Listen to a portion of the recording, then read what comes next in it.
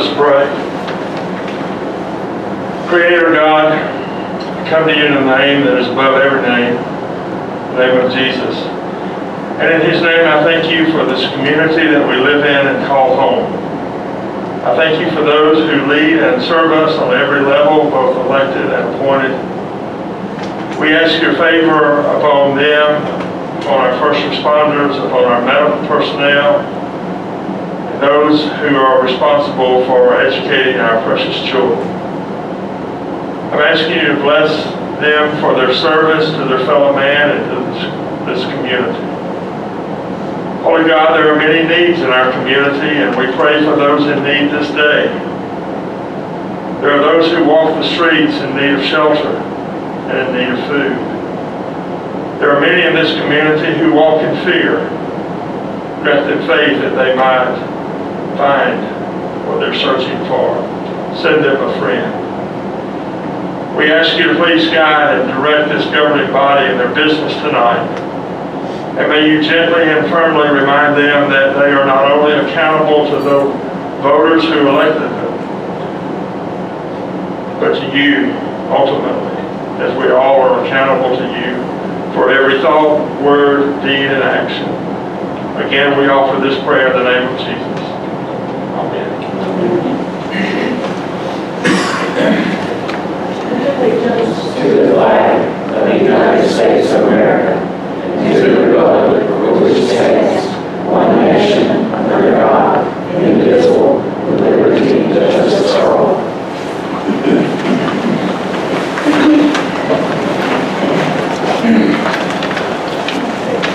Call the roll, please. Alderman French, absent. Alderman Patton, Alderman Bellamy, Vice Mayor Messing, Alderman Nichols, Alderman Ewell. Please pass. Thank you. Do I have a motion to approve the minutes of March the 1st? So moved. It has been moved and seconded as presented. Are there any corrections or additions to the minutes? I'll roll. Alderman Patton, Alderman Bellamy, Vice Mayor Messing, Alderman Nichols.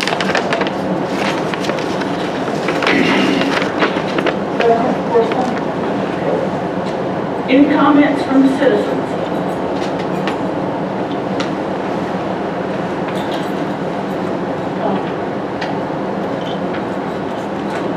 My comment is we have an announcement to make that Dot Food is moving here to bring their company to Manchester Industrial Park, and thank you, Stephen Crook, for working with them and the work, and they will have a presentation so that they can tell us what all that they're bringing to our community.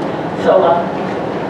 Rich and Larry, I don't know how you got the presentation planned, okay, but it's going to be on the screen, so we'll move so that you guys can show them.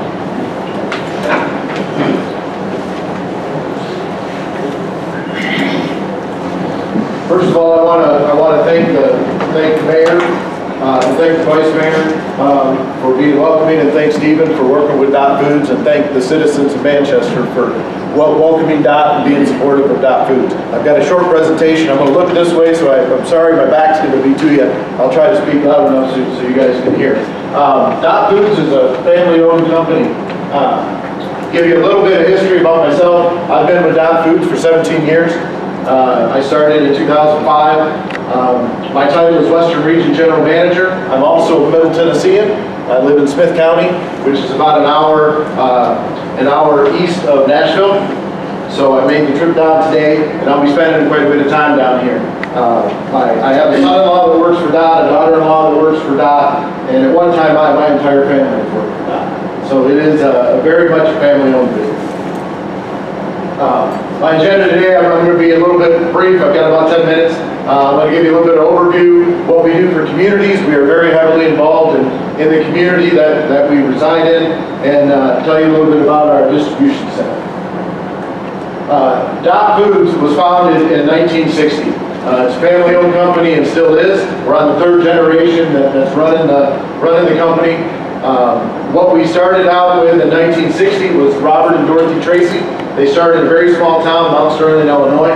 It is a town of about 2,300 people today. So back then it was a lot smaller. They consolidated an ingredient program and they serviced companies locally. They had 12 children and they're all active in the business today. Today we're still family owned. We have 14 warehouses. We have over 5,200 customers, 6,300 employees, and we sell 1,000 different manufacturers, and we have about $9 billion in sales. That was in 2021. And we offer 125,000 products. The mayor asked me what we sell. Anything you see in restaurants, we sell. Our biggest customers are Cisco, U.S. Food Service, and PFG. We have a lot of small mom and pop and distributors as well. So anything you see in a restaurant, anything you see in a convenience store, anything you see in a grocery store, in the deli department, that generally comes from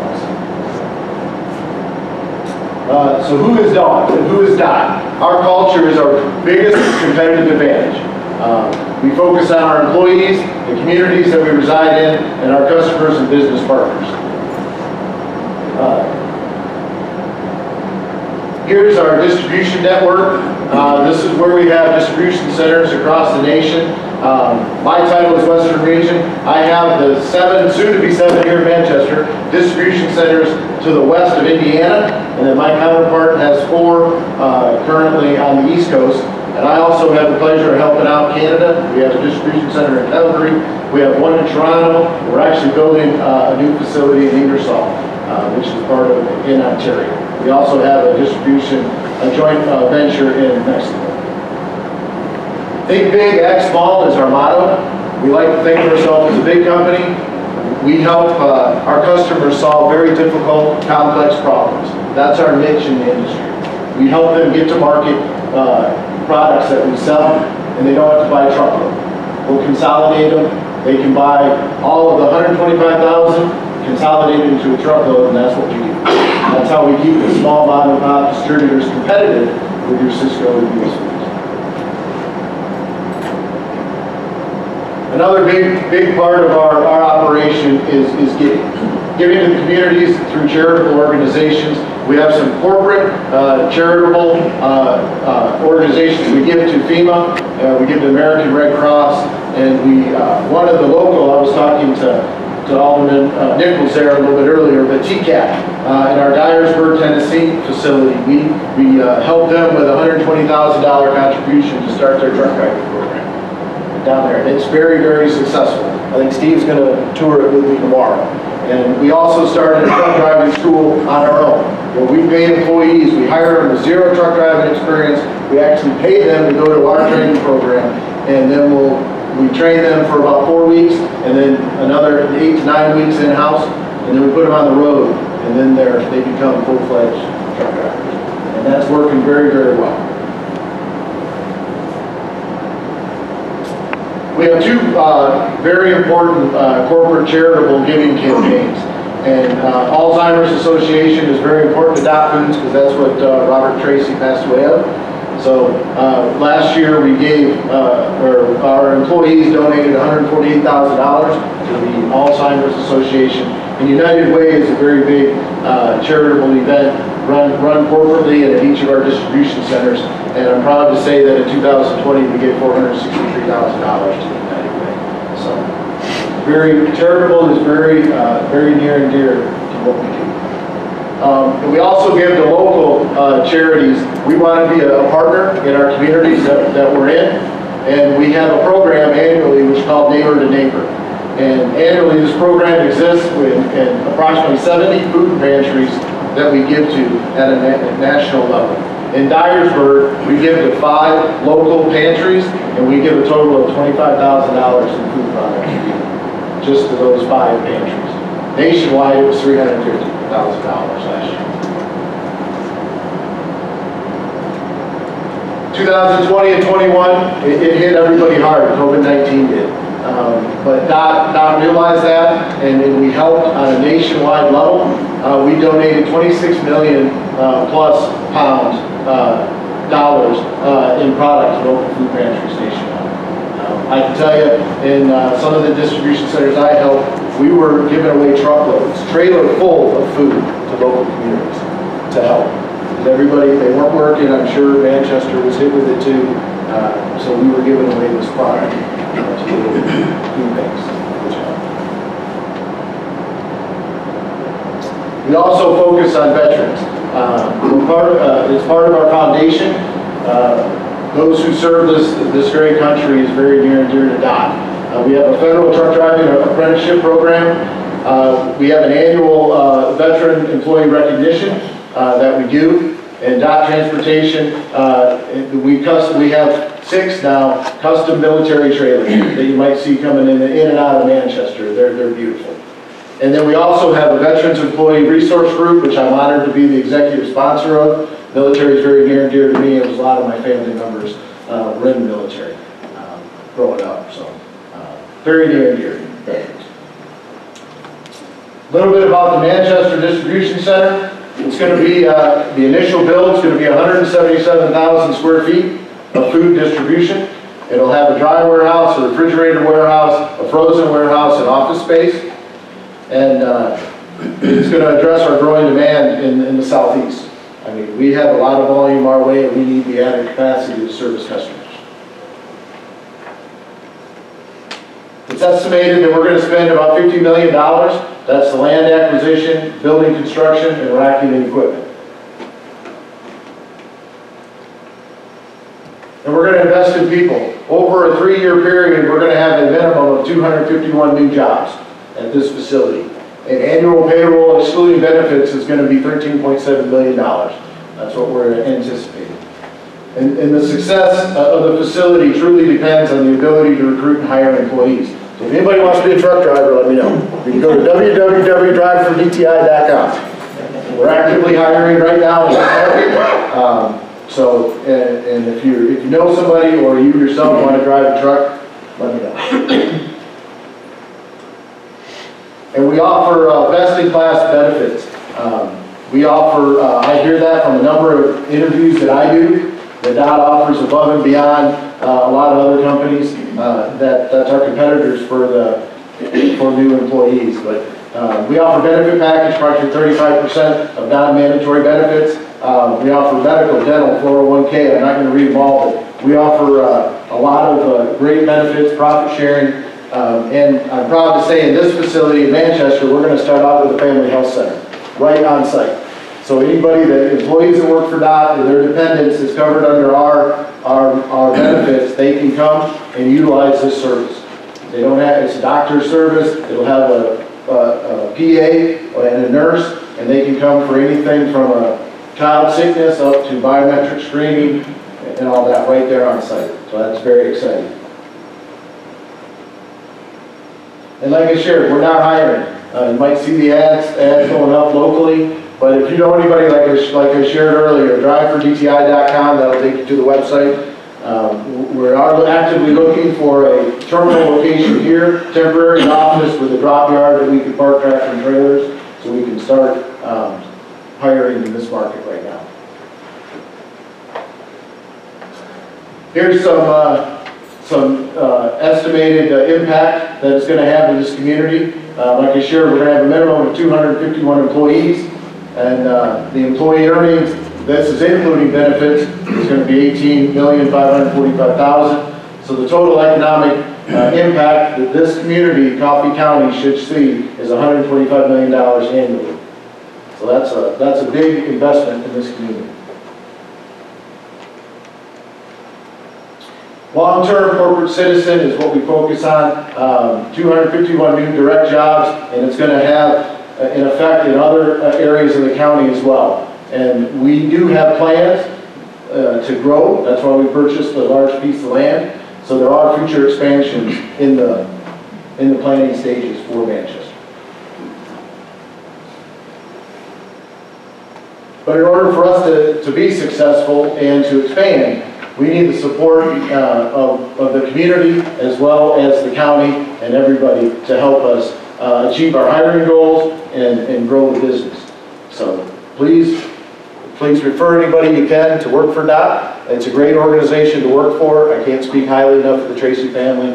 We are truly a family business. Say that way. Timeline, I think it was announced today, everybody, there was a press release.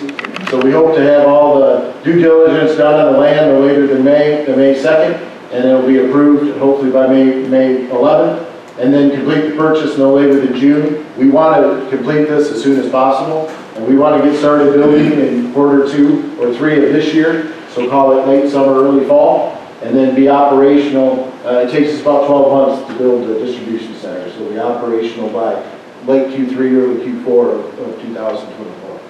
So we're excited. Or 23. 23 of them.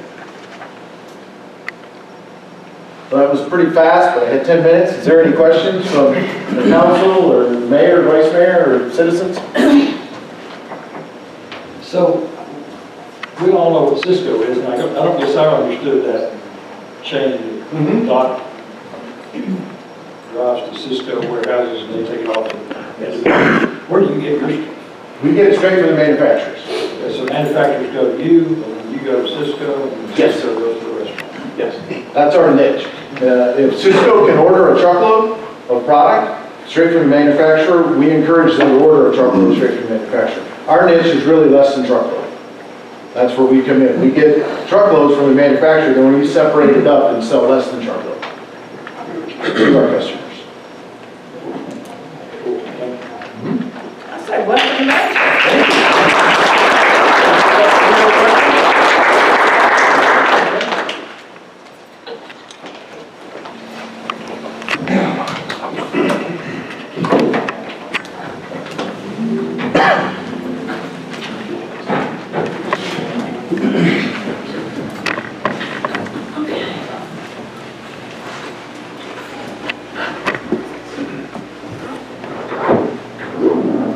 Very good news. Thank you again. Okay, I'll get into our committees. Safety. I guess Chris is out. So we'll skip it. Finance. We had a meeting last night, and we approved the budget amendment into this current year. First reading on it will be May board meeting, and we'll continue to work on the fiscal year budget for 2023. Thank you. Street. The street boys poured some concrete this week on our sidewalk project. I'm proud of it. And we'll have a meeting this month also. Congratulations. Get Mark on way back. Got good employees, it ain't me, it's just employees. Water and sewer.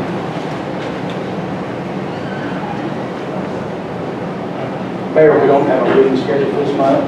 We will have one in May for sure.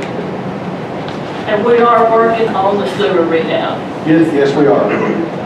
diligently. Okay, rec department. We got a meeting next Thursday at Community Recreation Center.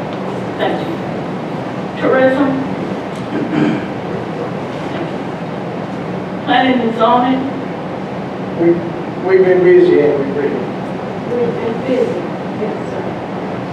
Anything you want to tell us about? We're working on our April agenda right now. You guys should, you all should be getting at it, our meeting is April 18th. I think it's just a good way to place it, and we can have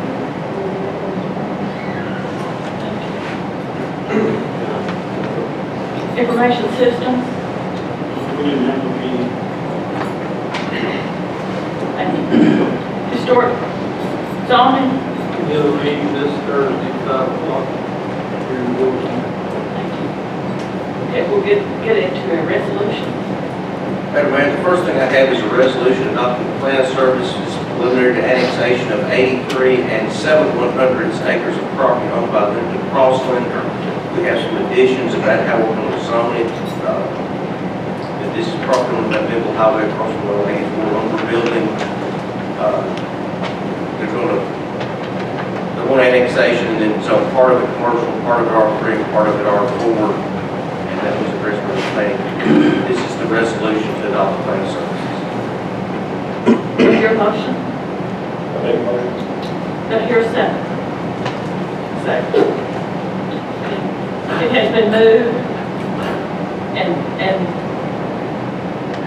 and seconded, and the motion is as presented. Do I hear any discussion on it? Call roll, please.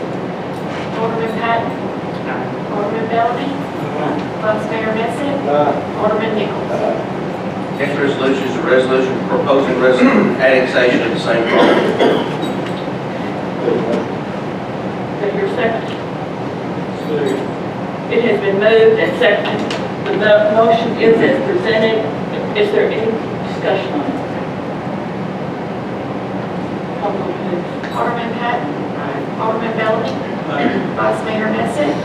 Alderman Nichols. Have a resolution annexing. Do I hear a motion? Do I hear a second? Second. It has been moved and seconded. The motion is as presented. Are there any discussions? Call roll, please. Alderman Patton. Alderman Bellamy. Vice Mayor Messick. Alderman Nichols. Next thing, Madam Mayor, we have a resolution adopting the plan of services preliminary to annexation of 11.953 acres of property owned by John Kent of McMahon. Everybody's in conflict in the absence. We might have a forum to address those, but I'll take the board's pleasure on that. Is that something you have a conflict in? I do. So can we Not have a forum then to address the next three items then. Pass those three items. Yeah, no. Whenever I run into attorney, We don't need to do that, right? Can we just postpone? We can postpone this.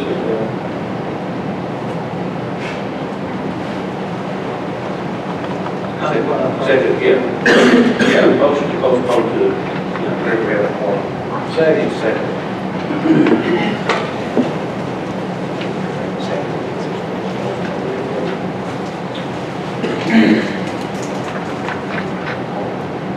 Call roll. Alderman Patton. Alderman Bellamy. Vice Mayor Messick. Alderman Nichols. We have a resolution adopting plan of service preliminary to annexation of 56 and 60/100 acres of property owned by Alan Howard and Your Honor, located on Shaw Creek Road. We have a motion. Second. Is that his? Yeah, just say Alderman Bellamy second. So we have a motion and a second. Any discussion? If not, call roll. Alderman Patton. Alderman Bellamy. Vice Mayor Messick. Alderman Nichols. Resolution proposing annexation of the same property. Do I hear a motion to approve? We'll move. Second. Any word? Do I hear a second? We have, I can't hear you guys over there. Second, Alderman Patton. So we have a motion and a second. Any discussion? If not, call roll. Alderman Patton. Alderman Bellamy. Vice Mayor Messick. Alderman Nichols. We have a resolution actually annexing that property. We have a motion to approve. Alderman Bellamy. A second. Do we have a second? Second. Alderman Patton. We have a motion and a second. Is there any discussion? If not, call roll. Alderman Patton. Alderman Bellamy. Vice Mayor Messick. Alderman Nichols. Next thing on my list is a resolution amending the physical development plan regarding rezoning some property. Was that noticed for tonight as this, or was it noticed before the May meeting? That would be We usually do the first reading of the ordinance rezoning first, and then because the amendment of the physical development plan requires statutory notice in the paper. We usually do that second, so we'll need to take that up anyway. And the same thing regarding the Parker property, K there. The last thing listed is a resolution to adopt a policy response to workplace-related incidents, sexual misconduct, domestic violence, and dating violence. This is something mandated by the Department of Justice. Is there a second? Second. It has been moved and seconded. The motion is as presented. Are there any discussion? Call roll. Alderman Patton. Alderman Bellamy. Vice Mayor Messing. Alderman Nichols. Mayor, I have another resolution in my packet here to approve a contract to actually sell that land to Dot Foods in accordance with the memorandum of understanding that was earlier. There was problems that Mr. Crook worked out or made changes in the actual purchase agreement. I have a resolution adopting that purchase agreement as he's changed it. He doesn't have the okay back from Dot Foods. Whatever the chair's pleasure is about addressing it now or in the new business, whatever you need to go through. It's to authorize the sale of that property in the dichotomy that we talked about before. Some acreage at one price, some acreage, or all acreage at one price, subject to an increase if some other things weren't done. It's all contingent upon some incentives from the state and has the stuff about the employment you talked about. So it just adopts and gives you the authorization to enter into that purchase agreement and sign the deed if it comes through, whatever the chair's pleasure is. To hear a motion that we approve tonight contingent that I go ahead and sign it. I'll make that motion. I'll say. It has been, so we're making a motion that I will sign the contract tonight, and if they turn it down, it will come, if they don't accept it, it will come null and void. Correct. Any discussion? That's all the time you have. We have nothing, so we need money for that plan. And we're a great partner, and Greg Cat got some back end of it, doesn't go through the way it was written, so. Any more discussion? Call roll, please. Alderman Patton. Alderman Bellamy. Vice Mayor Messing. Alderman Nichols. Next thing, we'll move to ordinance. This second reading ordinance to amend ordinance 1583 relative to the franchise for refuge services. Garbage. Franchise. Bring the commercial stuff through. So moved. I hear a second. It's been moved and seconded, and the motion is as the attorney Gould presented. Any more discussion? Call roll, please. Alderman Patton. Alderman Bellamy. Vice Mayor Messing. Alderman Nichols. We have second reading on ordinance to amend established fees for the use of recreation centers and swimming pool. There's your second. Second. It has been moved and seconded, and the motion is as presented. Is there any discussion on it? Call roll, please. Excuse me. Oh, I'm sorry. Well, My alderman's not here. Do you mind if I get up and say something?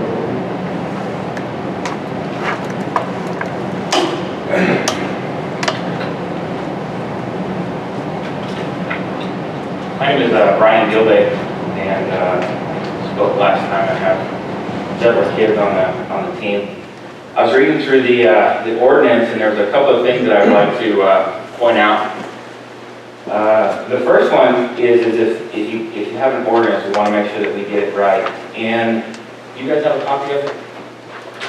The ordinance? Okay. So in the second, in number 2, it says the attendance is limited to a total of 25 people in the pool and or on the pool deck. And then the same language is used in number 4. Well, it says in the event a user anticipates more than 25 people participating in the water and on the deck, it shall notify the recreation director, who may add additional lifeguards if needed. I think that it should be limited just to the people that are using the water, as opposed to on the pool deck. The pool deck is a term that's a little bit ambiguous. There's bleachers there. Are people that are sitting in the bleachers, are they on the pool deck or not? Are the parents of the little kids that are there, are they on the pool deck or not? And so I think that the language should be clarified in the ordinance. That's, I understand, a state regulation, not something we just arbitrarily came up. Mr. Fox can speak to that. I have the state regulation here. Can I read it? It says, with 25 or less pool bathers, a minimum of 1 lifeguard is required. For 26 to 50 pool bathers, a minimum of 2 lifeguards is required. That's what the state law says. And I think that it's getting a little bit, like I said, it's a little ambiguous on who exactly counts as part of those 25 people. The state also goes on to say that it's on the square footage of the pool area as well. It does? The square footage of the pool area and also the safety of, we also have to not only watch the water, we have to also watch the pool deck itself, and take into account for those that are on the deck, which is why we came up with that number. Okay. So does that include people that are sitting on the bench, on the bleachers? Yes. So if there's 25 people on there, including anybody and everybody that's around the pool, that counts in that 25? Yes.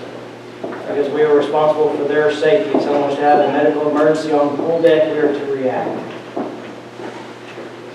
Okay. I mean, you could have a medical emergency in the gym too, and there's no lifeguards in the gym.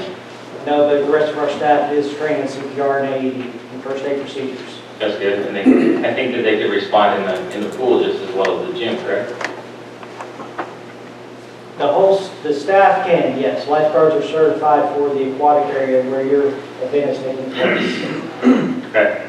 So that's, I mean, he's arguing one thing. I think that it should be different. The second thing is in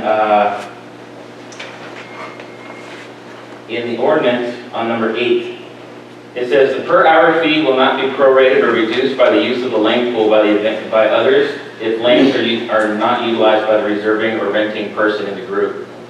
Here's an example. Is last night after 6 o'clock they opened lanes up for members to come and swim. So you have the Makos that are there, you have the members that are swimming, and then there's also sometimes there's swim lessons that are being conducted in that same pool after 6 o'clock. And I would like to propose that the Makos do not pay for the lifeguards after that 6 o'clock hour due to the usage of other people in the pool, where if the Makos weren't there, the rec center the city would be paying for the lifeguards anyway.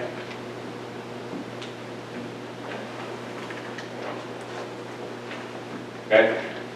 And then one more thing is this has to do with the agreement. There's a usage agreement that the Makos have, and it seems like every time it gets revised, things that benefit the Mako get taken out. And one of the examples of that is there was in there, and Mr. Fox was actually one of the ones that put that in there in the first draft, of having a free swim meet in order to raise funds and help bridge the financial gap that we're talking about here. And I would like to propose that we put that back in.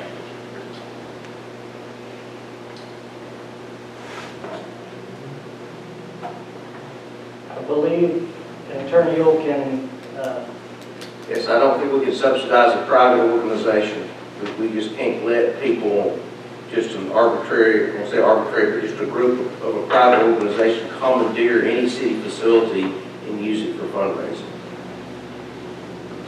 In here, in the ordinance, it talks about not letting commercial or individuals get gain off of it, but the swim board is a non-profit organization.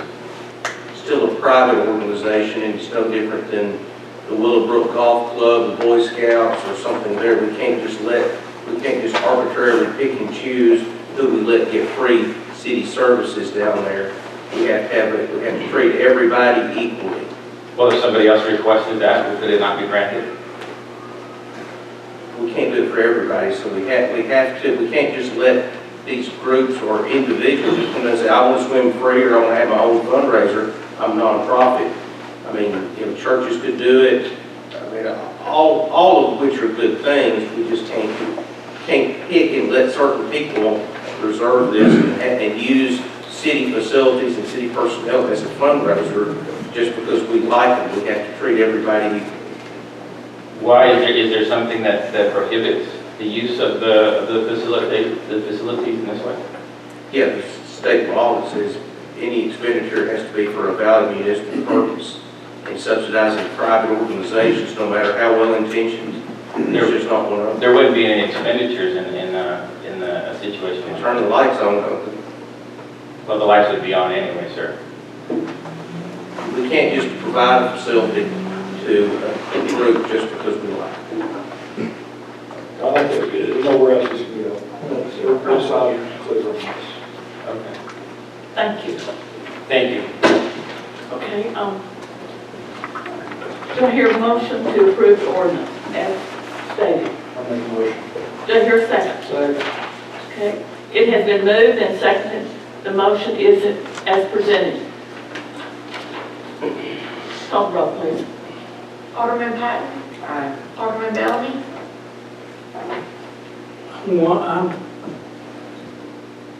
I'm wondering if we've,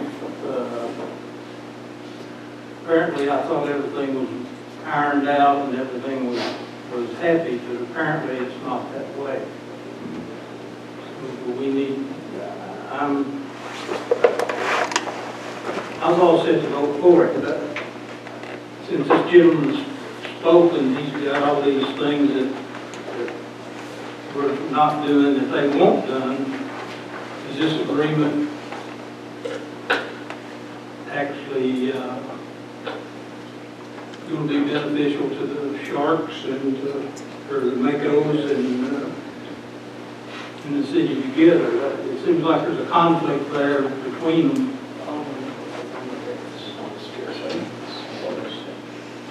Alderman Nichols, is it? How did it? Well, we're in the voting, discussion's over, so just make a vote, is what I said. Yes, yes, bring forward. No. Vice Mayor Messick? Aye. Alderman Nichols? We didn't get a chance to discuss it, so I just thought I'd discuss it. But it turned out to discuss it.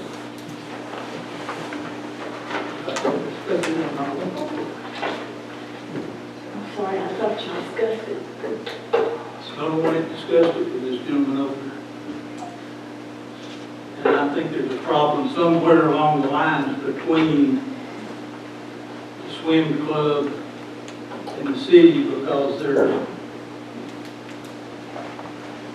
before he spoke, I was all set to go for it. It didn't pass. If somebody wants to make a motion to reconsider and reopen it up for discussion, somebody that voted, I guess you could make that motion since you voted in the prevailing side, since it didn't pass. You could make a motion to reconsider and open it back up under Robert's rules. You want to do that? It would I only don't be- mind opening it back up, I just think we need to decide if we're congealed together with them or if we've got a conflict. And apparently, the way this gentleman talked, there was conflict because there were different things that he thinks we need to do that we say we can't do. Are you making a motion to? Reconsider, yes. Do you open? And if somebody seconds it, then. Do I hear a second to reconsider? Open back up discussion. Open it back up for discussion since I didn't give. I don't hear a second. Let it be. Sorry, I made a mistake. It was on record that I made a mistake. Sorry. Well, I'll go on record and say you didn't make a mistake, there's been plenty of discussion. Well, after the gentleman discussed it, I should have said, are there any more discussion? Well, But anyway. technically, you opened up for citizen discussion at the first of the meeting. Hang on. During the vote, only the alderman and mayor are supposed to discuss. So you were very generous to let anybody speak during that time, I think. Moving right along. Next thing on the list is an ordinance to establish and implement impact fees. This is, I don't have any text for you all. I do want to discuss things. Can we, if you, can we move that to new business and discuss that there? Madam Mayor, is that okay if we do that? We're not going to vote on it tonight, right? Is that right, Darryl? I don't have any text to vote on. It'll be a lengthy discussion, or however long you want me to talk, so. So, I would like to see us get through the ordinances and then discuss it. And the school board chair, I know they like to say a few things about it too, so. Is that something that we can do? Just make a motion. So I just make a motion to refer that to new business. Do I hear a second? There's a motion that's been made, seconded, that we're gonna move this to new business. Any discussion? Call the roll, please. Alderman Patton. Alderman Bellamy. Vice Mayor Mason. Alderman Nichols. Next list of ordinances relate to the McMahon property that we deferred also, so I will, we can't zone something that we haven't addressed otherwise. I'll move to letter F, first reading of ordinance being titled 14, chapter 6, section 22, of the mentions of Mr. Code, same thing, zoning ordinance of the city to amend that ordinance and zone back to private real estate owned by Stephen C. Fletcher and wife, Alyssa Fletcher, located on South Spring Street, which is on R4 residential and R3. Do I hear a motion? So, Do I hear a second? Second. It has been moved and seconded. Are there any discussions? The planning commission said this was favorable approval. I'm not sure. Any discussion? Call the roll, please. Alderman Patton. Alderman Bellamy. Vice Mayor Mason. Alderman Nichols. And first reading of ordinance being titled 14, chapter 6, section 22, the Manchester Municipal Code, same thing, zoning ordinance to amend that ordinance and zone map. Can you go back to we had done, we skipped it. skip D? Okay, thank you. First reading of ordinance zone 56 and 6100 acres owned by Alan Howard and wife Marilyn Howard, recently annexed the city as R4 residential. Do I hear a motion to approve? Motion. Do I hear a second? Any discussion? Not, call the roll. Alderman Patton. Alderman Bellamy. Vice Mayor Mason. Alderman Nichols. And then I have the first reading of ordinance amending Title 14, Chapter 6, Sections 1 and 2, the Manchester Municipal Code, same thing, the zoning ordinance to amend that ordinance to provide that real estate owned by Donald Park located on Interstate Drive be rezoned as R4 residential from C3 commercial. Do you hear a second? Did we not skip over that earlier? This is to redo it. They did part of it before, they did part of it commercial in the front, residential in the back. And then this Mr. Parker bought it from Carl Howard Parker, and he wants to do the whole thing R4. I didn't follow that part.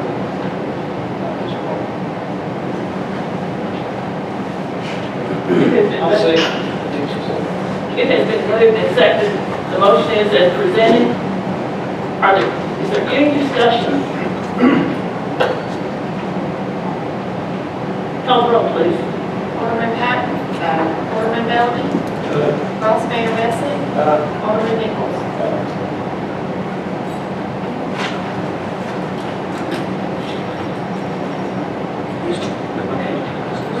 We need to go to those three ordinances.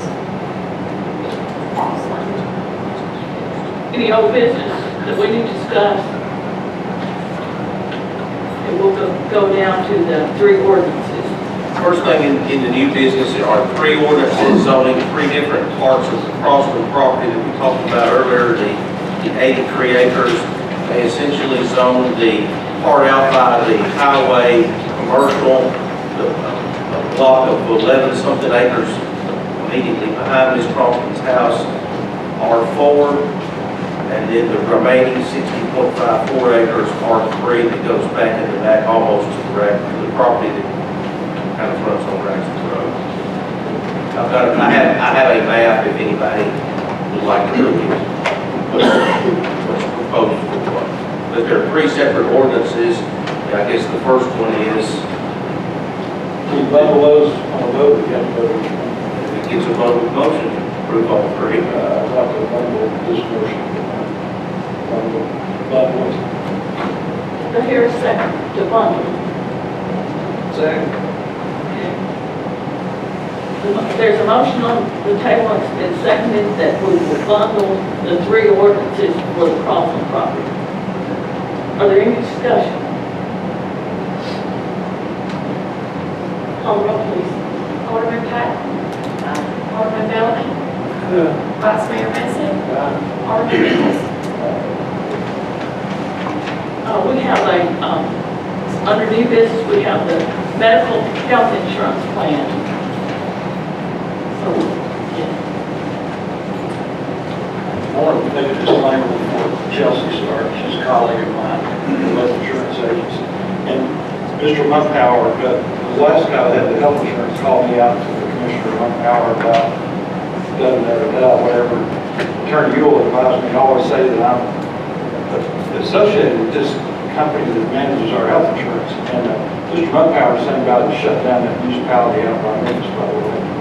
Serious commissioner. But he deemed that there was no indirect or direct benefit to me personally by making a vote for what's reported on part of my agency, but I have no affiliation there. So just time right away, is it good enough? So I'll participate.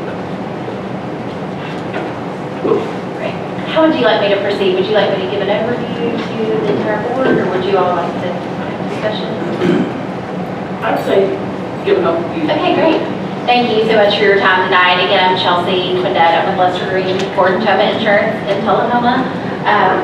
And I was appointed through a bid process a year and a half ago, 2 years ago, to be your consultant, your broker for the city of Manchester. So my job is to look for employee benefit plans that benefit not only the city, but the employees. And so that's what I've been charged with. You all would ask me to look at other health insurance plans that might compete with the current state plan that the employees have. That's exactly what I did. So went out to market. I got declinations from 2 of the top 3 carriers that I felt like were a good match for your current network that your employees were using. So I got a declination from United Healthcare and Cigna.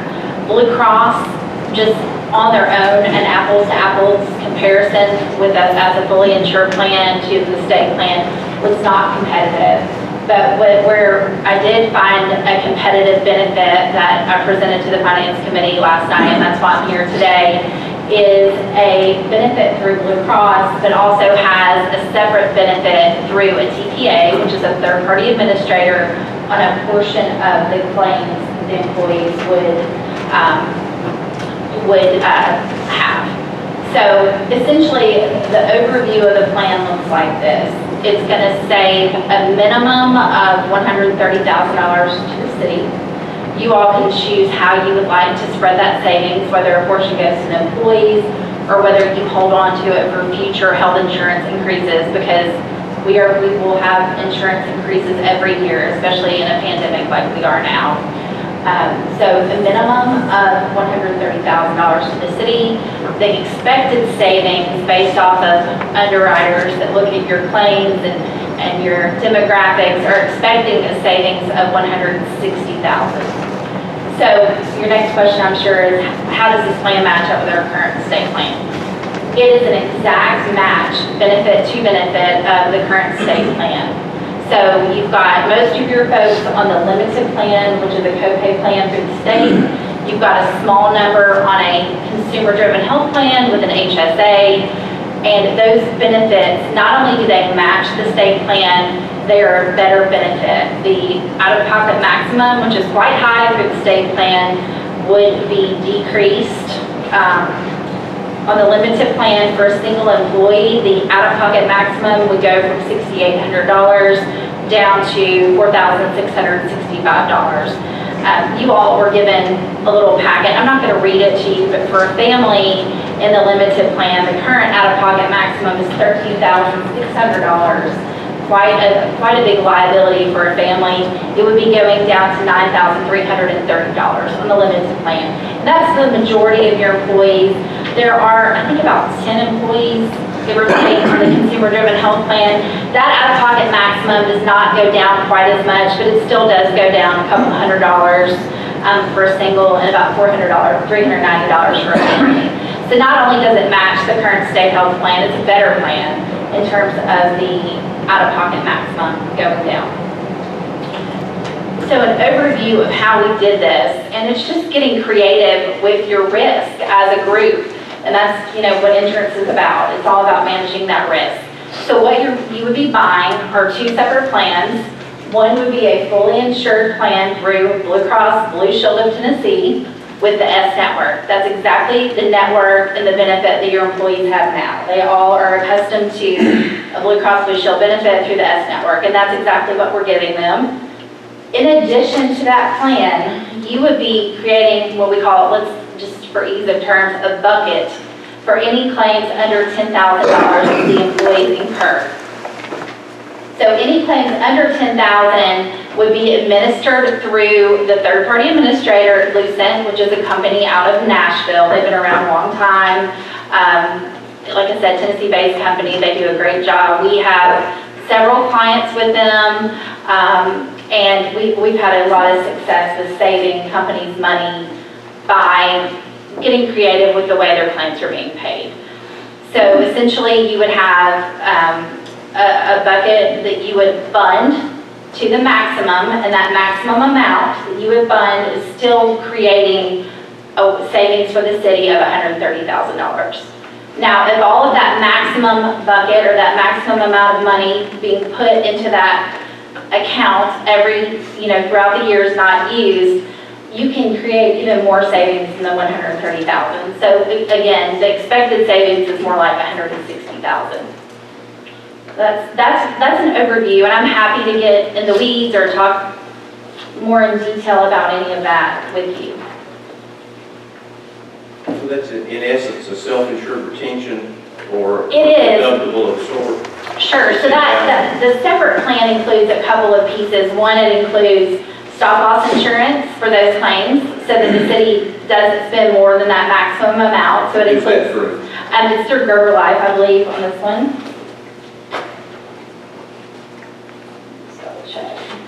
Yes, it's through Gerber Life. And so that piece is the stop-loss insurance. It's an administrative fee to administer and to adjudicate those claims under $10,000, and those are your fixed costs. So the employees essentially would have two ID cards. They would have that Blue Cross ID card that they're used to having, and that actually would merge into the dental and the current dental and vision plan. So if an employee currently has dental and vision, it's currently through Blue Cross, they would have one card with the Blue Cross Medical, Dental, and Vision, and then they would have a separate card through Lucent. They would use both of those cards when they go to the doctor or hospital. And it's just like having, if you're on Medicare, you've got that red, white, and blue Medicare card, and you've got a separate card through a different carrier for your supplemental. So that's essentially how this works. And just out of transparency, we are partnering with company Benefits Blueprint to add some assisted just servicing for the employees, just to have a second group there. They do a lot of business with cities and municipalities, and we feel like that's a good partnership. We're willing to give up some of our revenue to be able to service the city of Manchester better. Aggravation factor is about the same to the employee. There's going to be a little learning curve. I'm always going to be completely honest and transparent about that. That second card, there'll be a little bit of a learning curve, but I think the employees are going to be happy with the lower out-of-pocket maximum, and also, you know, if you all are able to share any of that savings. And again, that's completely up to you. I explained to the Finance Committee last night, it takes a full year to realize that savings.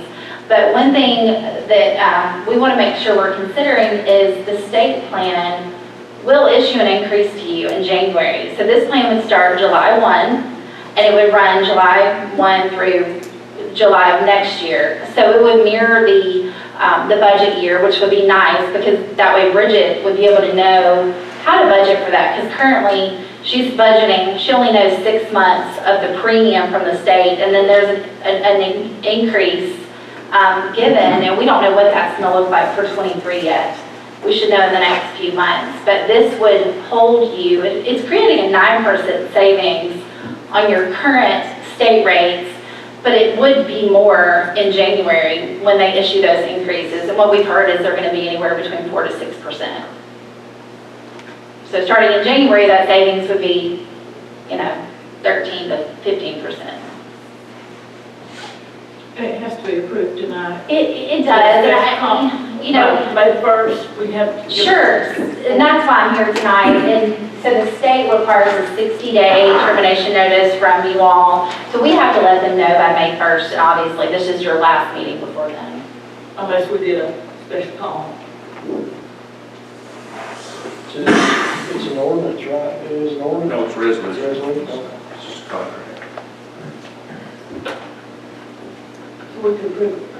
I think I said, I did not have the insurance, the state statute requires the insurance carrier to be listed, the insurance company, third-party administrator. I didn't have that. Okay. It's not in this material. Oh, I'm sorry. It's not in this material right here, so. The new packet you got last night in the back of that is the full proposal from Lucent. So whatever was sent to me did not have. Yes, I'm sorry, the last night. Did not we have didn't the company in full- it, so I think that deal has the. Sure. So tonight you all got both packets, and this is the Lucent help in the back of that.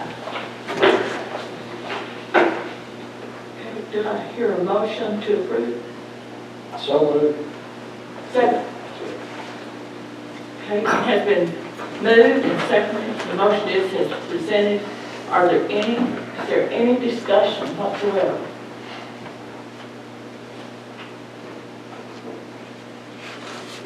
Call the roll, please. Alderman Patton? Alderman Bellamy? Vice Mayor Messett? Alderman Nichols? Okay, moving on to the fire inspector position. We approved the fire inspector position last time, but it said 18 months to get a license, and the state requirement is 12 months. You have 12 months to get it, so we're having to present the new qualifications, and it should be in your package. The only changes that we've made is changing it from 18 months to 12 months, and we can take someone that has never been a firefighter before, and they have 12 months to get their license. Is that? Yeah, there's something in the state law that they've got, you can employ a fire inspector for up to a year without certification if they're working on it and get it by the end of the year. So do I hear a motion to approve the qualifications that we have listed in the package? Do I hear a second? Second. Any discussion on the motion? Call the roll, please. Alderman Patton? Alderman Bellamy? Vice Mayor Messett? Alderman Nichols? Okay. In your package, there is a lighting grant. There's some additional funding. AJ, would you like to go over this? And there was nothing in the package, we didn't have any of the information. Well, he's got it in his head. We know. We met with the state by Zoom this week. They are giving us the opportunity to increase our $500,000 match to $750,000 for a total of $1.5 million project. The idea behind the state, we're not the only city they're offering to, they're offering to multiple cities, and it's to help curb the cost of increasing materials and labor because of COVID and other factors. The scope of our work does not have to change.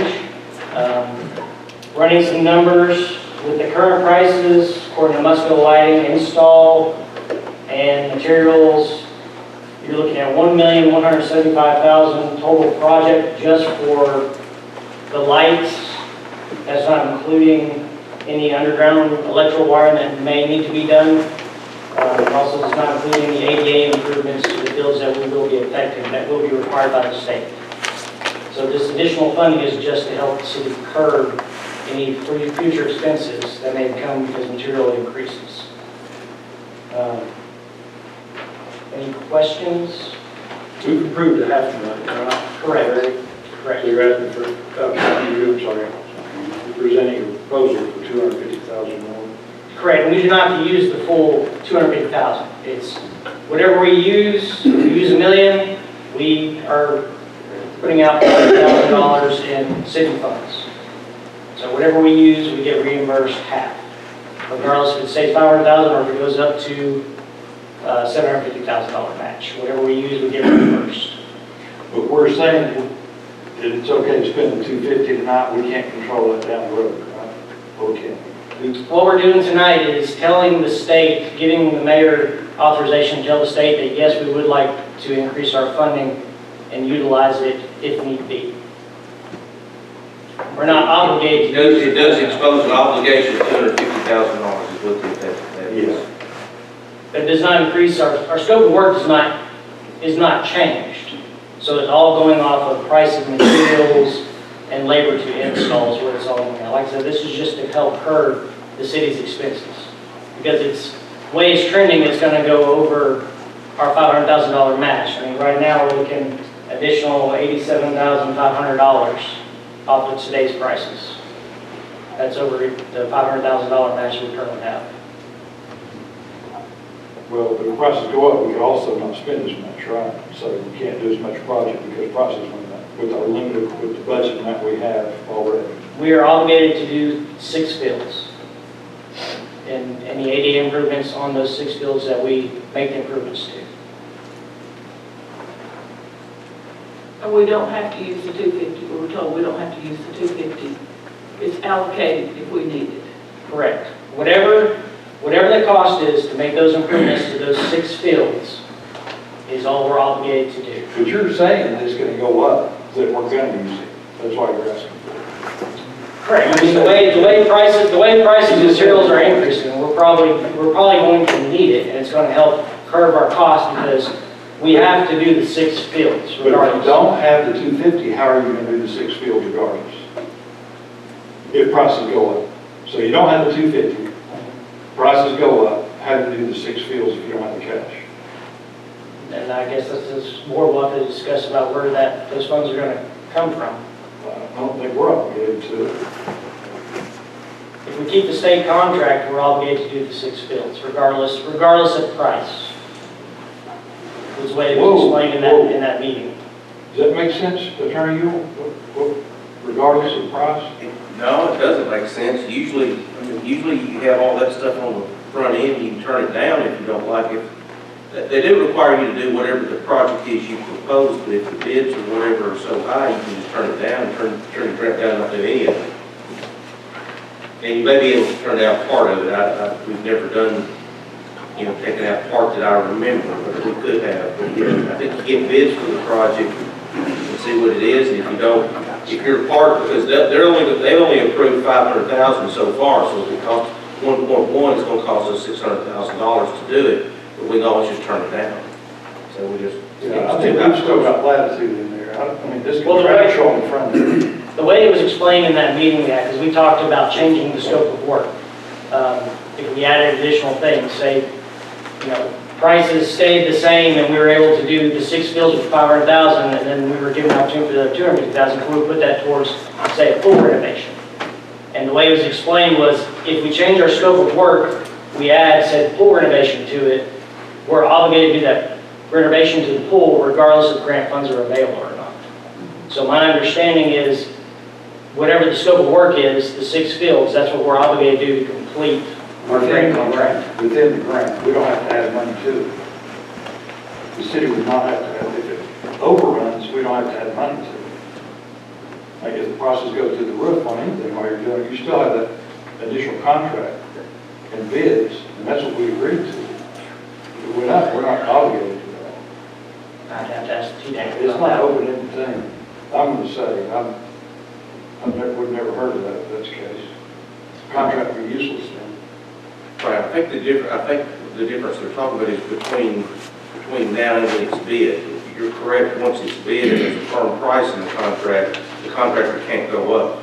But I think it's what we've proposed to do at this point may be more expensive than we estimated. And so we have what's the situation called an overbid.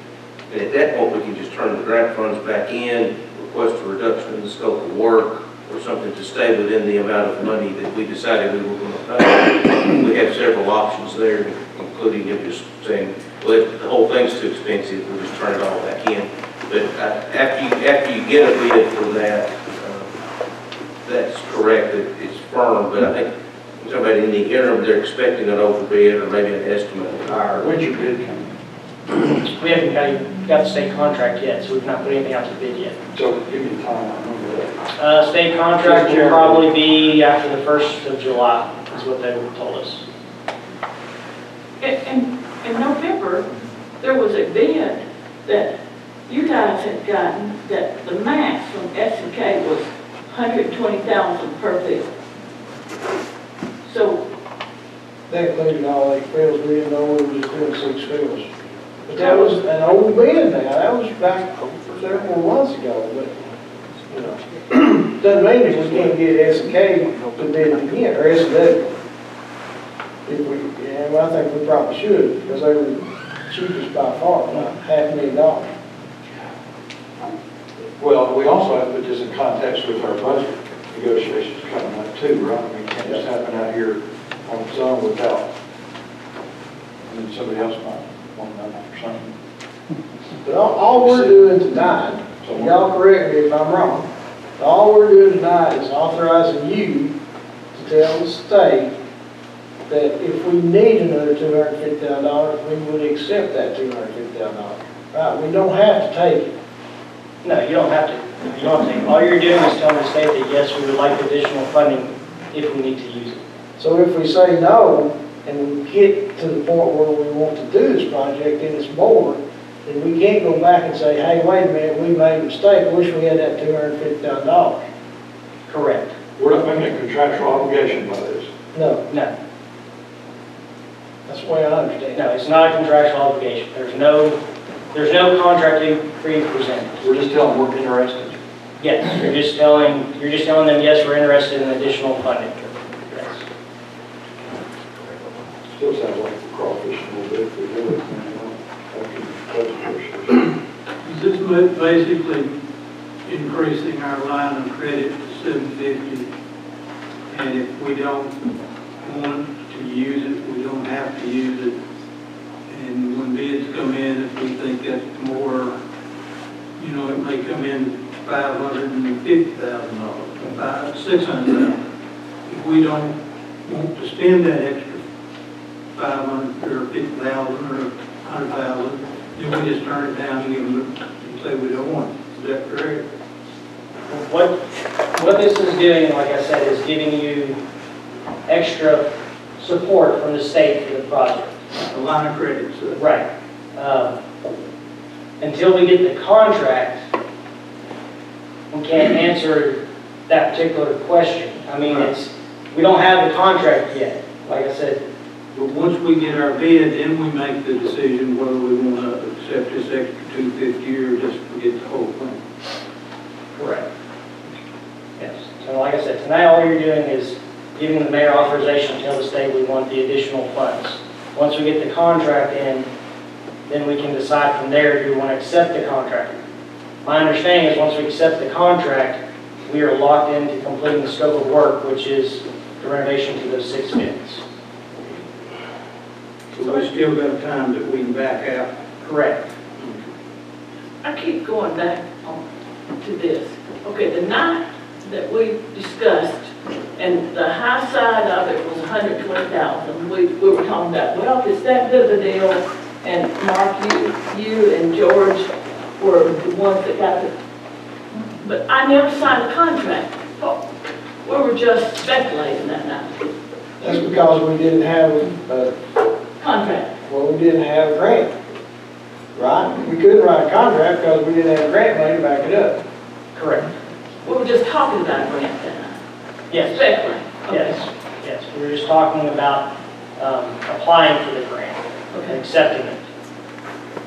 So state of Tennessee takes another $250,000 off the table for every other municipality, earmarks it to us because we might say later we're going to use it. It's not just us, they're giving us opportunity to, but they're giving it to other ones. Right. Yes. But it's still money that's not out there for somebody if they want it. Because we just said we might use it. Correct. Or it's for 6 bills. 6 fields, yes. If we just decide, well, let's just do all bills. We can't, We can do all, I mean, you can go above the scope of work, that's no problem. but we have to do the 6 You bills. have, if you accept the grant contract from the state, you're obligated to do the 6 fields. Okay? Do I hear a motion to accept the 250? Yeah, I'll make a motion. Do I hear a I'll second? second. The motion has been made and seconded that we're going to accept the 250 extra for the 6 bills. Correct. That's what the grant is going to say.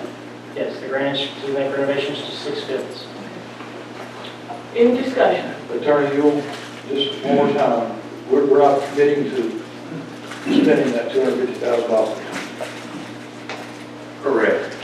If it's as he explained it, if it's just to apply for it, then, you know, if it comes in something we don't want to do, I think we have the option to just turn it back in and not do any of it, or negotiate a reduction in scope, maybe 5 weeks or whatever.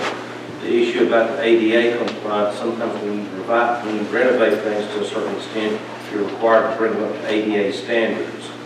And so it may be beneficial to reduce it to 5 fields if the ADA part of it, but that's something that we can do later on. The way you understood, this is just to essentially reserve the 250, and then we can see how things shake out before we obligate ourselves to do anything, really. Correct. And then these additional funds can be used to help also make those ADA improvements. Well, we need a resolution on this. I'd really like to see what the state's, probably not.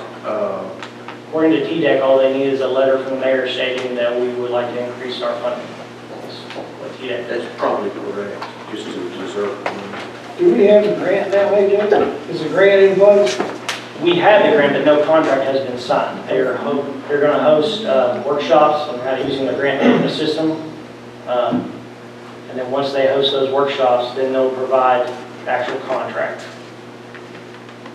And then once the contract is signed, we have 3 years to complete the contract. But as they advised, it's not wise to stretch it over 3 years because of price increases and so forth, and materials being slim in some cases. You know, the sooner you get it done, they advise, the better. Makes sense. Any more discussion? Call the roll, please. Alderman Patton. Alderman Bellamy. Vice Mayor Messett. Alderman Nichols. Okay, we have under new business, we have animal control, Alderman Nichols. Jonathan's been taking a really proactive, being really proactive in his new role at the animal control. So I've kind of lost track here. We ran across this, there's a pretty big paragraph in the ordinance that talks about vicious animals. And down below it said, specific breeds. It's talked about some specific breeds, and I wanted to eliminate that specific breed paragraph out of there. For a bunch of reasons, they're kind of boring, but I just didn't understand how a specific breed was being singled out as being vicious when the whole body of the ordinance above describes what a vicious animal is and who gets to say one is, which would be animal control. And with the way it's set up right now, I mean, any dog within the city that is this breed or mixed with this breed is automatically supposed to be deemed vicious. So, Even if they're the nicest dog you've ever seen, we're supposed to say they're a vicious dog. So, yeah. without going over the list of dogs, you just want that struck out. Yeah, I mean, the big paragraph's fine.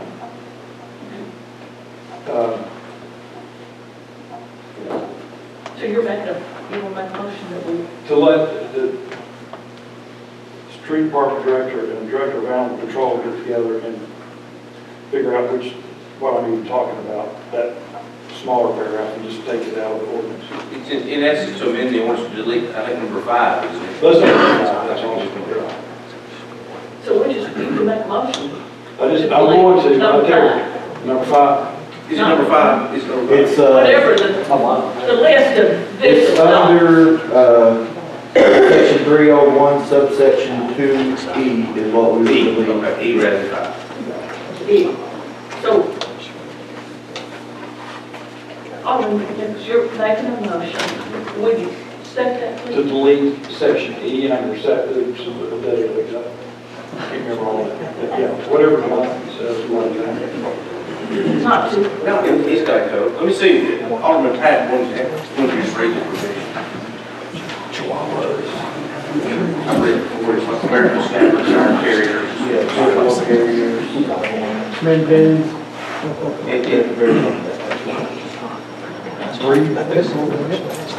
Any pit bull terrier shall be defined as any American pit bull terrier or Staffordshire bull terrier, American Staffordshire terrier breed of dog, or mixed breed of dog which contains as an element of its breeding the breed of American pit bull terrier or Staffordshire bull terrier or American Staffordshire terrier as to be identifiable as partially of the breed American pit bull terrier or Staffordshire bull terrier, American Staffordshire bull terrier. The effect of this is you have to have a certain type of pin if you have these types of You have to have a certain type of pin, you have to carry insurance. $50,000 liability insurance on them. I mean, it's a whole list of things. And that's in the upper paragraph, right? It's Yes. in a different code section, but yes. Vicious dog is, the first part of it is one with a propensity to attack people, the one because of its size or vicious propensity is capable of inflicting harm. Any dog without provocation bites a human being or domestic animal, the dog harbored primarily for dog fighting, and then these breeds. that's all we need. The breeds are all we need, the other parts are in A, B, C, and D. So do I hear a motion to strike out E of the vicious animal ordinance? Oh, second on the motion. Okay. The motion has been made that we're going to strike out, and seconded that we're going to strike out E of the vicious animal rules of ordinance. Are there any more discussions? Call roll, please. Alderman Patton. Alderman Bellamy. Vice Mayor Messing. Alderman Nichols. Next, we have, Alderman Nichols has brought to the table new business, revision of hours for beer sales. Can we go into that? Yeah, so I started to bring up an ordinance that the government could not tell anybody when to sell anything that's legally sellable. But I thought that'd be crazy. So I narrowed down to this. For instance, O'Charlie's can have brunch and serve alcohol at 10 o'clock, but a brewer can't, because they're regulated by city ordinance. Keep me here, attorney, please. City ordinance describes one thing, state ordinance on another, state statute on another, when it regulates alcohol sales, and I just want to make ours comparable to the state, basically just making it where a brewery can have a brunch at 10 o'clock instead of 11 o'clock. So they can be competitive with chain restaurants. I wasn't just gonna eliminate us being able to tell anybody when they can sell something, because I don't understand why we know better than the world, but whatever, that's something else altogether. But I'd just like to make that as a motion that we can let,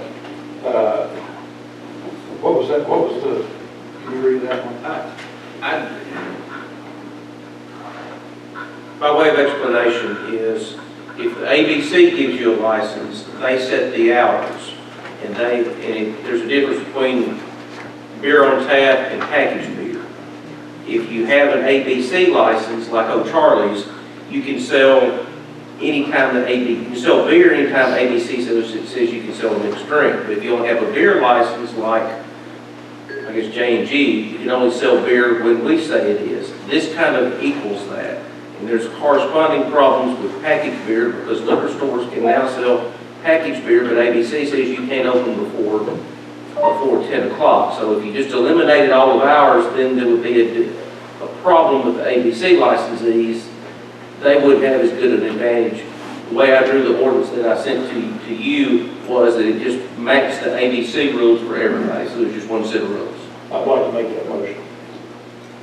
Is there a second on that? Second.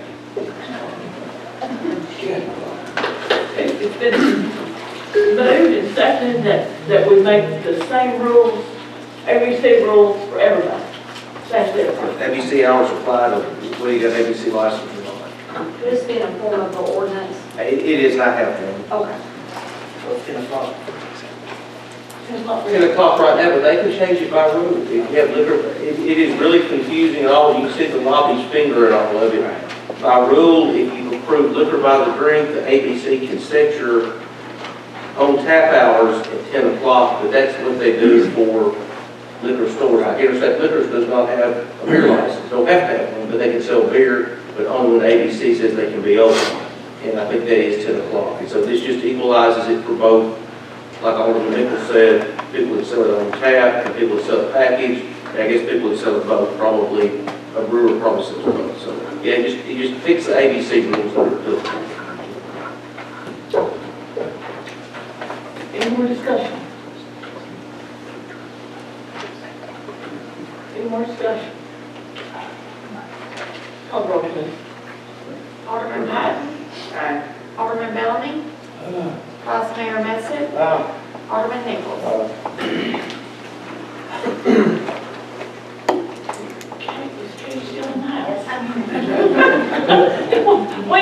Where are you at? Okay, so I don't know that I've ever been last on an agenda item, but I'm also a believer in saving the best for last, so I'm going to say thank you. There's one more item left. So I'm going to hand these out. You're almost like. Not on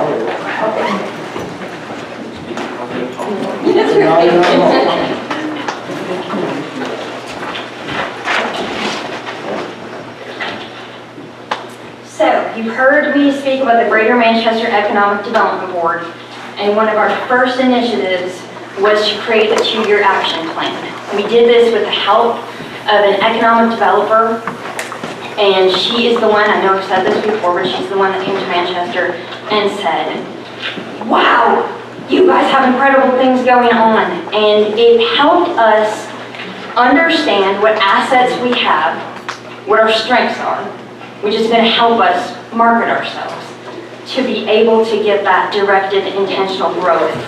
That was the whole reason that this board was formed. So I'm going to start, I'm not going to read this whole thing, I'm just going to point out the really good things. So I'm on page 5, and these are our six action initiatives. Build organizational processes and accountability measures. Build a fresh and exciting identity for the Greater Manchester Economic Development Board and the City of Manchester. Create specific outreach for intentional growth. Support small business development and entrepreneurship initiatives. Support business retention and expansion strategies. And tell your amazing story. So now I'm just going to point out, I'm not going to go over this whole thing, but I hope you do take the time to kind of look at this and of course ask me any questions, but maybe not tonight because I do want to go home. So page 8, these are asset strengths and opportunities. And this is my favorite part of this. So these are the things that we have that maybe we knew we had, but we might have needed a reminder. And one of my favorite blocks is that transportation block in the middle. Manchester is the easiest place in the United States to get to. That's right, folks. The city is located on Interstate 24, Highway 55, Highway 41, Highway 53, and boasts 5 interstate exits. Manchester offers rail access, bus service, shuttles to the Nashville Airport, mere minutes from the Smyrna and Tullahoma municipal airports. Enjoy biking and motorcycle riding? We got you covered.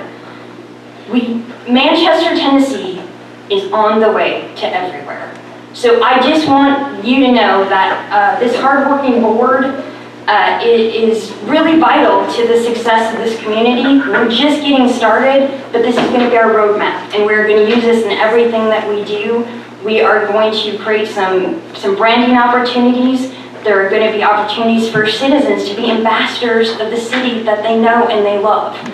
So I'm really excited to have something tangible to show you, and I'm going to continue to update you on our efforts. We're working on some stuff, and I really hope that we have some announcements soon. But I know that we're only here because of the support of our leadership, and so I hope you know how much I appreciate it. Any questions? Okay, thank you. We appreciate you, Kate. Good looking. Thank you. Thank you, Katie. Okay, moving right along. So I would like to, you know, we have money that goes to the tourism committee every year by charter, I guess even. And I think the discussion ought to come up during this budget time about reducing that percentage to that committee, and if not redirecting it back to the general fund, then redirecting it towards the Greater Manchester Economic Development Board, as it seems to be doing. I mean, just an absolute ton of work to put these kind of things together. This doesn't happen out of the blue, and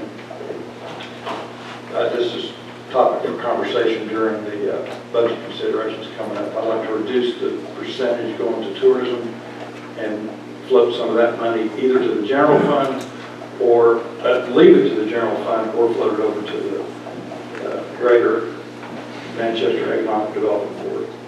So, am I right that if we touch it, it all goes to tourism, none to the general fund? Anytime you change your hotel motel tax part of it, Okay. but maybe not the other part of the funding of the tourism, but because of the hotel motel tax, they require you, if you change any apportionment of it, you have to use it for tourism, whatever that is.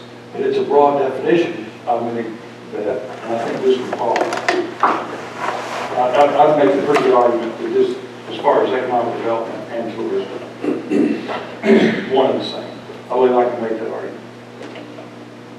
Later on, when we're going into our budget. Well, I'm going to run out of No, I'm not doing it now. I've been accused of not bringing things up until dropping it on people. I want this to be in the minutes, if you don't mind at all, or Nick Wilson said, so next time somebody will say, well, you dropped it. I don't do that. I'm just for future discussion during budget negotiations.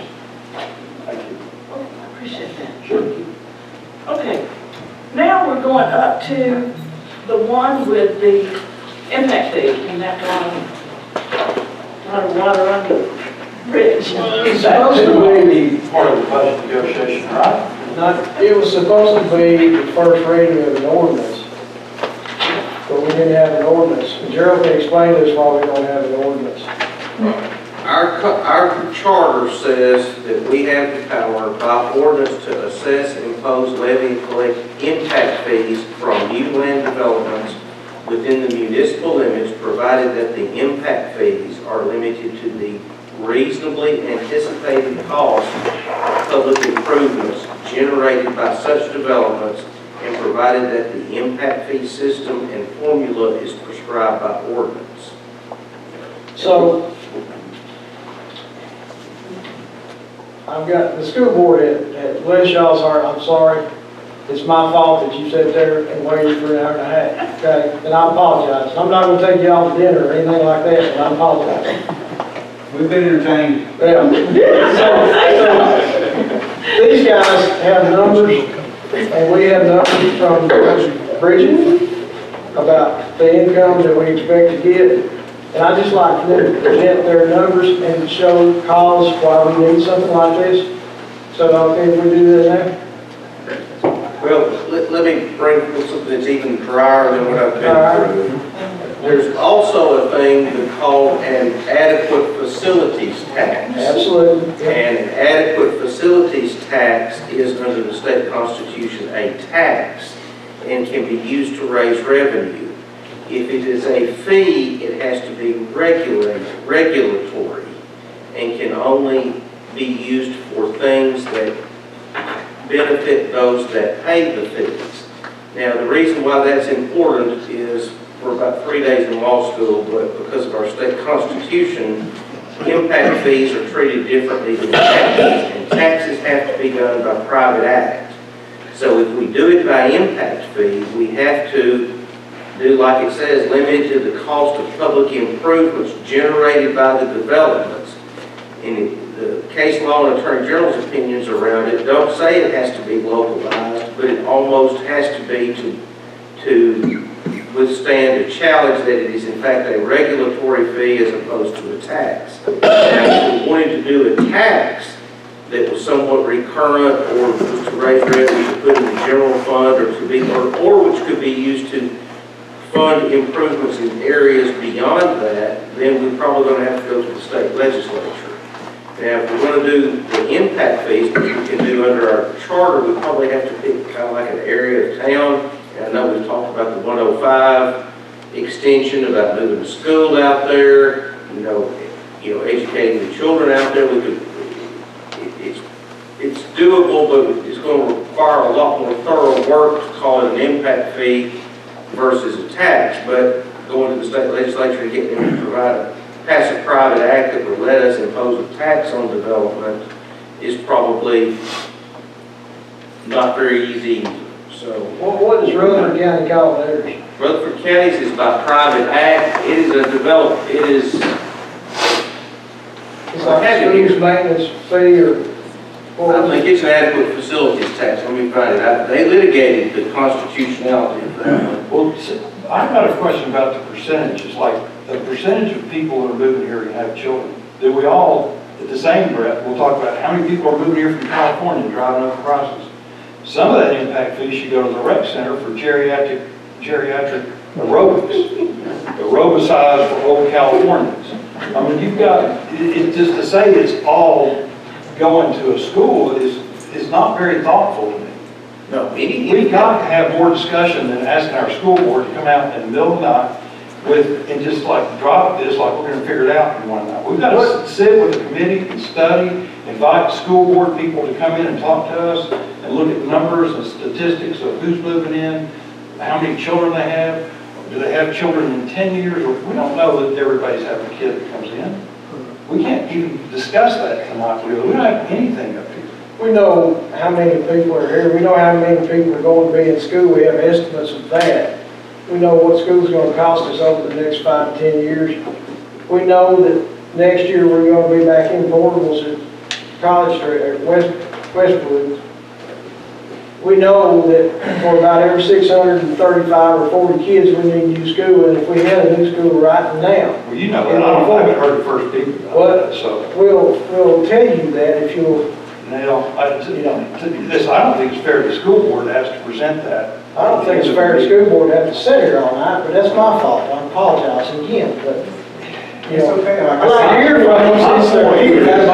My point is there any way we can organize a meeting with people that have something to do, have statistical information to share with us? Did we not put this together?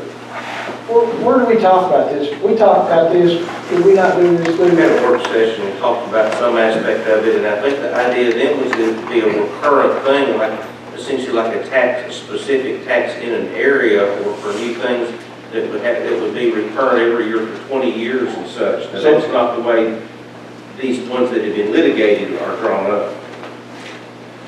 Clarksville just built a high school for $65 million that cost $95 million.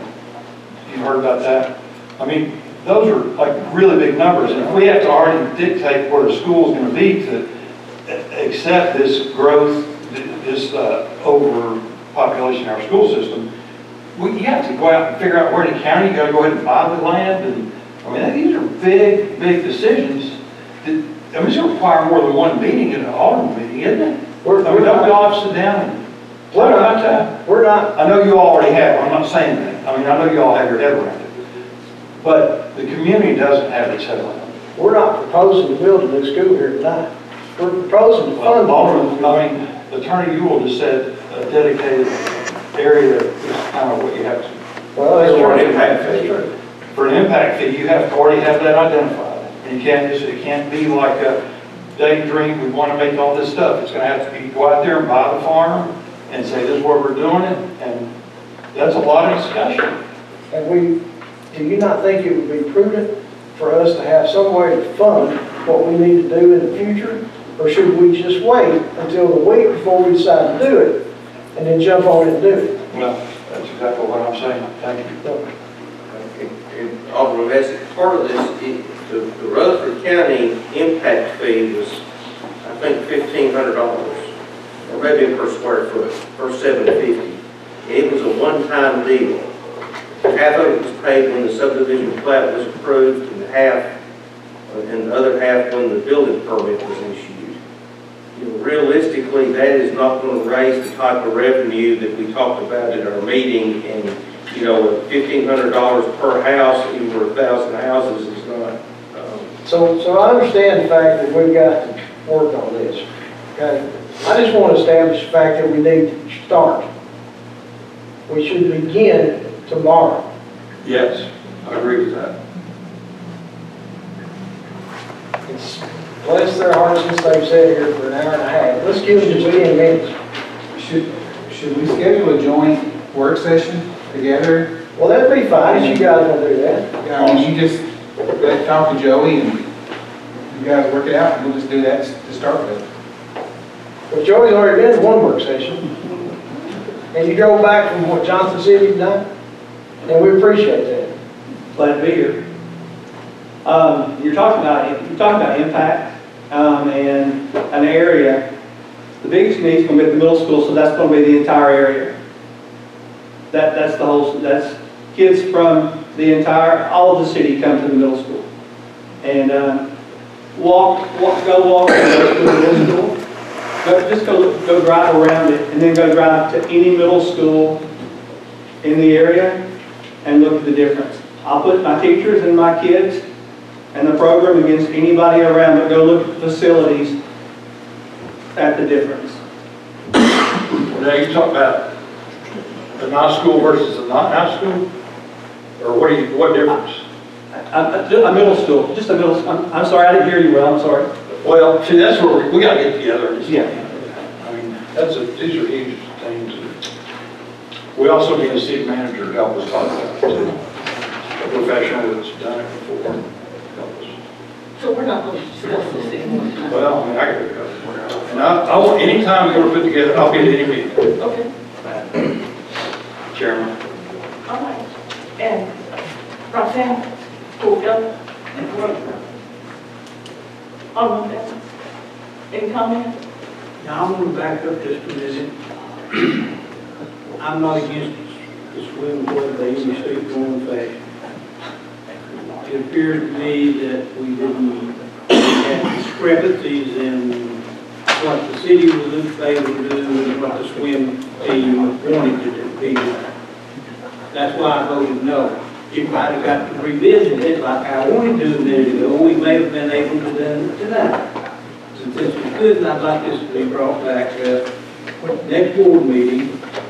And in the time between now and then, the swim team with AJ and ironing these little ruffles out to where everybody's on the same page, everybody agrees. Because until, when I first read this, I'd always said vote for it. And then I hear these things that, well, you need to do this, you need to do that. I thought it's already ironed out. So if you would get together, iron it out the next meeting, I'd love to do it. and we might have been able to do it today, but we had voted, so. So, Alderman Bell, I want to make this clear for the record. You were given an opportunity since I made a mistake, and I You apologize. didn't make a mistake. Attorney, you did what You did not make a mistake, did you? You didn't make a mistake. Technically, under Robert's rules, that, you know, once the discussion is closed and call for the vote, you don't have further discussion.